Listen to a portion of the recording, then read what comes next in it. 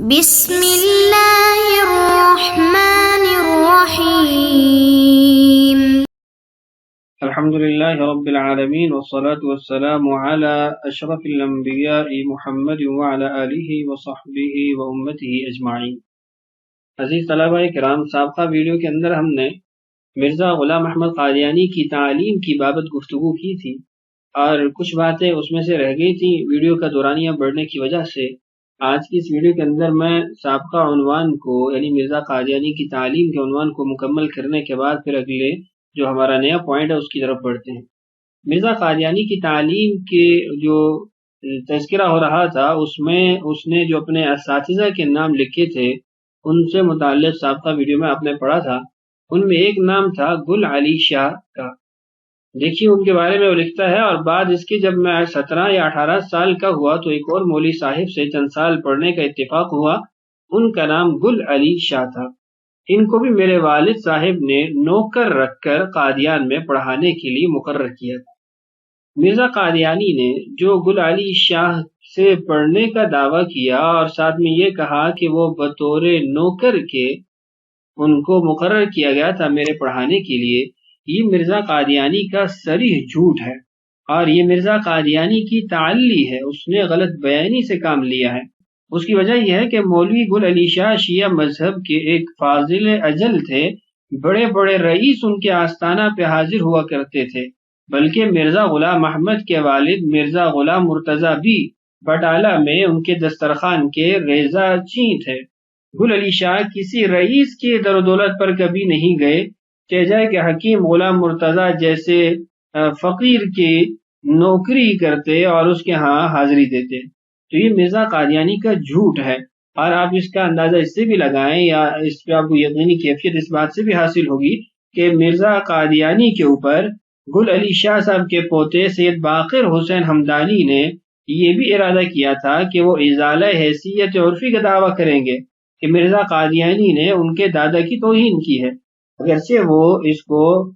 باقاعدہ طور پر فعلی طور پر نہیں کر سکے، لیکن ان کا ارادہ تھا کہ وہ مرزا قادیانی پر اس وجہ سے جو اس نے کہا کہ میرے دادا نوکر تھے، اس توہین کی وجہ سے مرزا قادیانی کے خلاف ازالہ حیثیت عرفی کا دعویٰ دائر کرنے کا ارادہ کیا تھا۔ تو یہ بھی مرزا غلام احمد قادیانی کا جھوٹ ہے، غلط بیانی ہے۔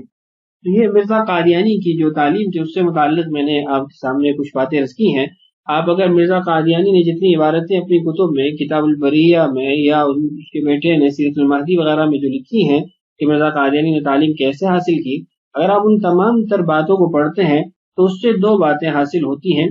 ایک تو یہ کہ مرزا قادیانی نے ادھوری تعلیم حاصل کی ہے، کسی بھی فن میں اس نے مہارت حاصل نہیں کی، اس نے کسی بھی فن میں گہرا مطالعہ یا اس فن سے زیادہ مناسبت حاصل نہیں کی۔ اور دوسری بات یہ کہ مرزا قادیانی نے کسی سے باقاعدہ طور پر نہیں پڑھا، بلکہ خود ہی بیٹھ کے جب جہاں سے جو کچھ ملا وہ پڑھتا رہا اور ایک نیم قسم کا صاحب مطالعہ بنا کہ جو ایمان کے لیے بھی خطرہ ثابت ہوا اور اس کے ساتھ ساتھ علم کے لیے بھی خطرہ ثابت ہوا۔ اس نے علم کو، اسلام کو، ایمان کو خوب نقصان پہنچایا۔ اللہ تعالیٰ کی طرف سے لاکھوں بے شمار اس کے اوپر لعنتیں ہوں۔ تو یہ مرزا قادیانی کی تعلیم کی بابت کچھ باتیں آپ سے عرض کر دی ہیں۔ اگلا ہمارا عنوان ہے مرزا قادیانی کی جوانی کی رنگ رلیاں اور ملازمت۔ مرزا غلام احمد قادیانی نے جب کچھ شعور حاصل کیا اور جوانی میں قدم رکھا تو نادان دوستوں اور احباب کی بدولت آوارہ گردی میں مبتلا ہو گیا۔ اس کا کچھ اندازہ حسب ذیل واقعہ سے لگایا جا سکتا ہے۔ چانچہ مرزا کا اپنا بیٹا بشیر احمد لکھتا ہے، بیان کیا مجھ سے حضرت والدہ صاحبہ نے کہ ایک دفعہ اپنی جوانی کے زمانے میں حضرت مسیح موعود یعنی مرزا تمہارے دادا کی پینشن وصول کرنے گئے تو پیچھے پیچھے مرزا امام الدین بھی چلا گیا۔ جب آپ نے پینشن وصول کر لی تو وہ آپ کو پھسلا کر اور دھوکہ دے کر بجائے قادیان لانے کے باہر لے گیا اور ادھر ادھر پھراتا رہا۔ جب اس نے سارا روپیہ اڑا کر ختم کر دیا تو آپ کو چھوڑ کر کہیں اور چلا گیا۔ حضرت مسیح موعود اس شرم سے واپس نہیں آئے، اور چونکہ تمہارے دادا کا منشا رہتا تھا کہ آپ کہیں ملازم ہو جائیں، اس لیے آپ سیالکوٹ شہر میں ڈپٹی کمشنر کی کچہری میں قلیل تنخواہ پر ملازم ہو گئے۔ آپ نے یہ واقعہ پڑھ لیا ہے، اس کے بعد جو نیچے کچھ دو لائنیں لکھی بھی پڑھ لیں، پھر انشاءاللہ اس واقعے سے متعلق کچھ تفصیلات آپ سے عرض کرتا ہوں۔ مرزا غلام احمد قادیانی کو بہلا کر لے جانے والا مرزا امام الدین کس قماش کا تھا، اس کے لیے درج ذیل تصریح ملاحظہ ہو۔ مرزا نظام الدین و مرزا امام الدین وغیرہ پرلے درجے کے بے دین اور دہریہ طبع لوگ تھے۔ اب ان دونوں عبارتوں کے اندر کچھ انتہائی اہم پوائنٹس ہیں جن سے متعلق بات کرنی ہے۔ ان باتوں کو ذکر کرنے سے قبل تمہید کے طور پر آپ کے ذہن میں یہ ہونا چاہیے کہ مرزا قادیانی اور اس کی جماعت کا یہ دعویٰ ہے کہ مرزا قادیانی پیدائشی نبی ہے، نعوذ باللہ۔ اس کو پیدائش سے پہلے ہی اس کی اپنی کتابوں میں باتیں لکھی ہیں اور نبوت کا منصب یا نبوت کا شرف حاصل تھا، نعوذ باللہ، یہ ان کا دعویٰ ہے۔ اور دوسری بات یہ ہے کہ آپ کو معلوم ہے کہ انبیاء قبل از نبوت بھی معصوم ہوتے ہیں، ان سے گناہ نہیں ہوتے، تو اگر یہ کہا جائے کہ مرزا بعد میں بھی نبی بنا تو پھر بھی اس کا نتیجہ یہی ہے کہ مرزا معصوم ہونا چاہیے، قبل از نبوت بھی اور بعد از نبوت بھی۔ جب آپ نے یہ بات ذہن میں رکھ لی تو آپ اس واقعے میں ذرا غور کریں۔ پہلا اس واقعے کے اندر جو مرزا قادیانی کا عیب ہے یا جو گناہ ہے وہ یہ ہے کہ اس نے دادا کی پینشن وصول کر کے دادا کے حوالے نہیں کی، گویا اس نے دادا کا حق مارا اور دادا کا حق لے کر اس سے عیاشی کی۔ تو یہ کیسا نبی ہے جو نبی اپنے مالی معاملات کو محفوظ نہ کر سکے، مالی معاملات میں خربر کرے، سرقہ سے کام لے، ڈاکہ زنی سے کام لے، غصب سے کام لے، تو یہ نبی تو نہیں ہو سکتا، اس لیے کہ نبی قبل از نبوت بھی معصوم ہوتا ہے، جبکہ مرزا قادیانی اور اس کی جماعت کا تو دعویٰ یہ ہے کہ مرزا پیدائشی نبی ہے۔ تو مرزا کا یہ واقعہ جو اس کی بیوی اپنے بیٹے سے نقل کر رہی ہے، یہ بھی چیخ چیخ کے کہہ رہا ہے کہ مرزا نبی نہیں ہو سکتا۔ دوسری بات، اس کی بیوی کہتی ہے کہ مرزا امام الدین آپ کو پھسلا کر اور دھوکہ دے کر بجائے قادیان لانے کے باہر لے گیا۔ پہلی بات تو یہ ہے کہ مرزا قادیانی کوئی چھوٹا بچہ نہیں تھا جس کو ٹافیاں دکھا کر کوئی اغوا کر کے لے گیا اور پھسلا کر دھوکہ دے کر لے گیا۔ مرزا قادیانی جس وقت یہ واقعہ پیش آیا اس وقت 28 سال کا تھا، اس کی عمر اس وقت 28 سال تھی، اور یہ اس کے بیٹے نے خود لکھا ہے کہ مرزا قادیانی نے جب ملازمت کی اس وقت 1864 کا زمانہ تھا، اور مرزا قادیانی کی ملازمت وہ اسی واقعے کے فوراً بعد کی ہے، اور 1864 میں مرزا قادیانی کی عمر 28 سال تھی۔ اب 28 سال کا نوجوان آدمی ہے، کوئی بچہ نہیں ہے جس کو پھسلا کر اور دھوکہ دے کر قادیان سے باہر مرزا امام الدین لے گیا۔ اور دوسری بات یہ ہے کہ یہ نبی کا دعویٰ کیے ہوئے ہے اور اس کی جماعت اس کو نبی قرار دیتی ہے، تو نبی کو شیطان نہیں پھسلا سکتا، شیطان نہیں دھوکہ دے سکتا، تو ایک انسان کیسے پھسلا سکتا ہے، ایک انسان کیسے اس کو دھوکہ دے سکتا ہے؟ تو اس بات سے بھی یہ پتہ چلا کہ مرزا قادیانی اپنی دعوی نبوت میں جھوٹا ہے۔ وہ ایک عیاش قسم کا آدمی تھا جس نے 700 روپیہ اڑا کے رکھ دیا۔ تھوڑے وقت میں کھانے پینے میں یہ پیسہ ختم نہیں ہو سکتا تھا، بلکہ اس سے عیاشی کی گئی۔ کیا عیاشی کی گئی، کہاں کہاں مرزا قادیانی نے مال اڑایا، یہ آپ خود اس کا اندازہ کر سکتے ہیں۔ جب آپ مرزائیوں کو یہ واقعہ سناتے ہیں تو مرزائی جہاں یہ تعویلات کرتے ہیں کہ مرزا امام الدین پھسلا کر لے گیا، دھوکہ دے دیا، یہ کر دیا وہ کر دیا، وہاں ایک بات اور بھی کرتے ہیں، تو یہ کہتے ہیں کہ مرزا امام الدین بعد میں حضرت مسیح موعود جو ان کا جعلی مسیح ہے ان کی خوب اس نے مخالفت کی، لیکن مخالفت میں کبھی یہ الزام نہیں لگایا کہ تم نے فلاں موقع پہ یہ کیا، جب تم پینشن لے کر گئے تو یہ ہوا، وہاں گئے یہاں گئے۔ تو اس سے پتہ چلتا ہے کہ مرزا نے کئی غلط کاموں میں پیسہ نہیں اڑایا۔ تو اس کا آسان سا سادہ سا جواب ہے کہ جب انسان شریک جرم ہوتا ہے تو کبھی بھی وہ اس جرم کی مخبری نہیں کرتا، وہ کبھی بھی اس جرم کو ظاہر نہیں کرتا، اس کا افشا نہیں کرتا، اس لیے کہ اس میں وہ خود پھنس رہا ہوتا ہے۔ اب دو آدمی اکٹھے ڈاکہ ڈالتے ہیں تو زندگی میں جتنا مرضی آپس میں جھگڑ جائیں، کبھی بھی یہ اس ڈاکے کا تذکرہ نہیں کریں گے جو انہوں نے اکٹھے مارا تھا، جو انہوں نے اکٹھے مال غصب کیا تھا، اس کا کبھی بھی تذکرہ نہیں کریں گے،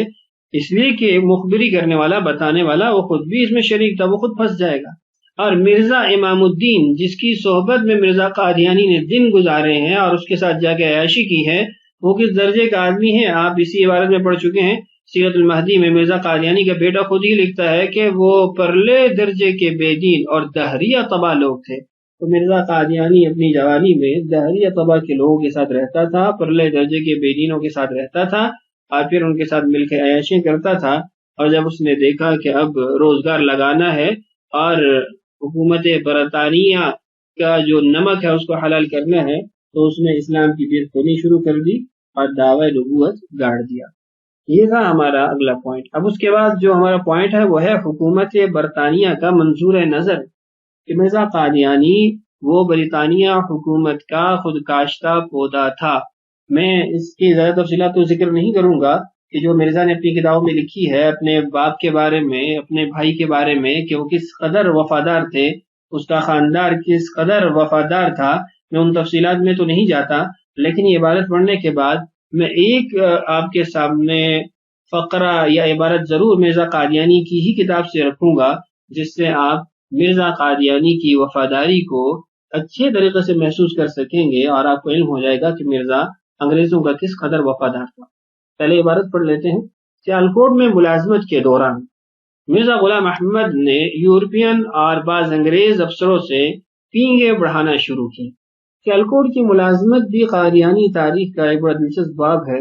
تفصیلات میں یہاں نہیں عرض کرتا ہوں، آپ رئیس قادیان کے اندر آپ اس کی تفصیلات پڑھ سکتے ہیں۔ بڑی عجیب سی تاریخ ہے، آپ کو پتہ چلے گا کہ مرزا قادیانی نے کتنے روپے پہ وہاں ملازمت شروع کی اور کس منصب پہ تھا، کس عہدے پہ تھا۔ اور ایک مزے کی بات بتاؤں کہ سیالکوٹ میں جو مرزا قادیانی نے ملازمت اختیار کی ہے، اس کی بنیادی وجہ جو اس کے بیٹے نے خود لکھی ہے، وہ مرزا قادیانی کا کوئی ایسا فعل یا حرکت تھی جس کی وجہ سے اس کو گھر سے تانے ملتے تھے، چاہے وہ اس کا گھر میں فارغ بیٹھا رہنا ہو یا کوئی اور اس نے ایسا کرتوت کیا ہو جس کی وجہ سے اس کو گھر سے تانے ملتے تھے، اور ان تانوں سے تنگ آ کر، اور چونکہ اب پیسے بھی کھا چکا تھا، تو اس نے سیالکوٹ میں ملازمت شروع کر دی۔ اب رئیس قادیان میں اس کی تمام تر تفصیلات پڑھ سکتے ہیں۔ بہرحال، اور مذہبی بحث کے آڑ میں عیسائی پادریوں سے طویل خفیہ ملاقاتیں کی اور انہیں اپنی حمایت و تعاون کا پورا یقین دلایا۔ اس سے کیا ثابت ہوا؟ اس سے یہ ثابت ہوا کہ عیسائیوں کے ساتھ جو اس کے مناظرے ہوتے تھے وہ بھی ایک خاص مقصد کے لیے ہوتے تھے، اور ان مناظروں کی علمی اعتبار سے کیا حیثیت تھی؟ وہ انتہائی یعنی ایک رقیق قسم کی حالت تھی اور ایک بڑی ہی کمزور پہلو تھے، بس اپنی طرف سے زور دیتا رہتا تھا، بھلے اس کی بات میں کوئی وزن ہی نہ ہو، تو ایک نام نہاد مناظر اسلام کی حیثیت سے وہ متعارف ہوا، اور اس وقت کچھ علماء نے بھی اس کی جو اس موقع پہ تائید کر دی، چونکہ اس وقت تک کھل کے سامنے نہیں آیا تھا۔ تو مرزا قادیانی ابتدا میں مناظر اسلام بن کر سامنے آیا اور عیسائی پادریوں سے وہ مناظرے کرنا شروع ہو گیا۔ مناظروں کی حیثیت وغیرہ اور اس سے متعلقہ مزید کلام دیکھنا چاہیں تو رئیس قادیان میں تفصیل سے موجود ہے۔ انہیں اپنی حمایت اور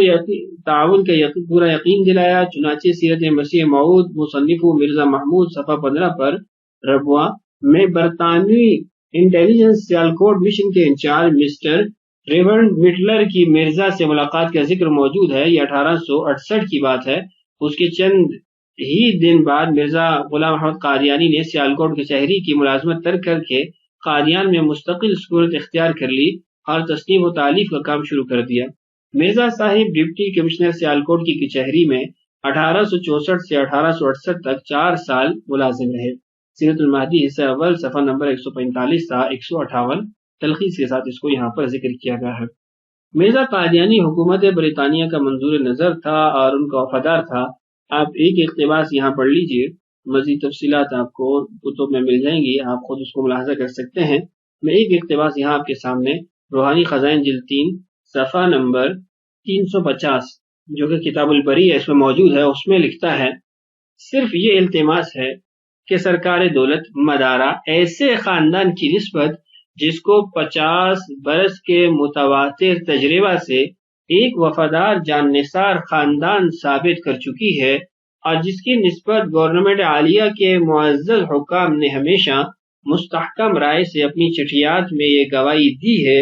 کہ وہ قدیم سے سرکار انگریز کے پکے خیر خواہ اور خدمت گزار ہیں۔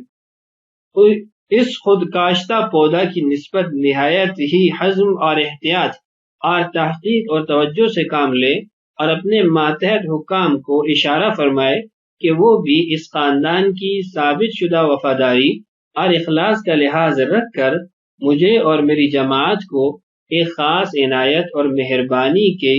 نظر سے دیکھیں۔ ہمارے خاندان نے سرکار انگریزی کی راہ میں اپنے خون اور جان دینے سے فرق نہیں کیا اور نہ اب فرق ہے، لہذا ہمارا حق ہے کہ ہم خدمات گزشتہ کے لحاظ سے سرکار دولت مدار کی پوری عنایات اور خصوصیت توجہ کی درخواست کریں، تا ہر ایک شخص بے وجہ ہماری آبروریزی کے لیے دلیل نہ کر سکے۔ تو یہ آپ کو ایک اقتباس اس کتاب سے دکھایا ہے، اس کے اندر کس قدر وہ ان کی وفاداری کا دم بھرتا ہے اور اپنے آپ کو ان کا خود کاشتہ پودا خود لکھتا ہے۔ تو اس سے یہ بات حاصل ہوئی، یہ بات معلوم ہوئی کہ مرزا قادیانی انگریزوں کی پیداوار اور انگریزوں کی تخم ریزی ہے جو اسلام کے مقابلے میں اسلام کی بےخونی کے لیے قائم کی گئی ہے، کھڑی کی گئی ہے۔ اللہ تعالیٰ اس فتنے سے انسانیت کی حفاظت فرمائے، مسلمانوں کو اس فتنے سے محفوظ فرمائے۔ اللہ تعالیٰ ہم سب کا حامی و ناصر ہو۔ السلام علیکم ورحمۃ اللہ وبرکاتہ۔